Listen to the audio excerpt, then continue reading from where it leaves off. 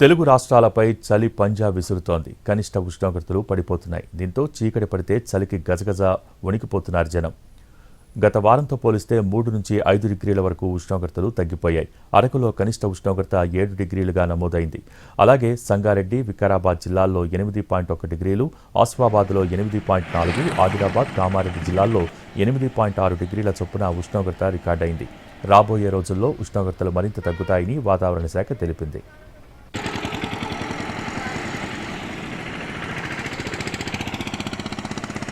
మొన్నటి వరకు వర్షాలతో ఇబ్బంది పడ్డ తెలుగు రాష్ట్రాల ప్రజలు ఇప్పుడు చలికి గజగజ వణికిపోతున్నారు. ఏజెన్సీ, గ్రామీణ ప్రాంతాల్లో ఉష్ణోగ్రతలు భారీగా పడిపోయాయి. నగరవాసులు కూడా చలి తీవ్రత పెరగడంతో ఇబ్బంది పడుతున్నారు.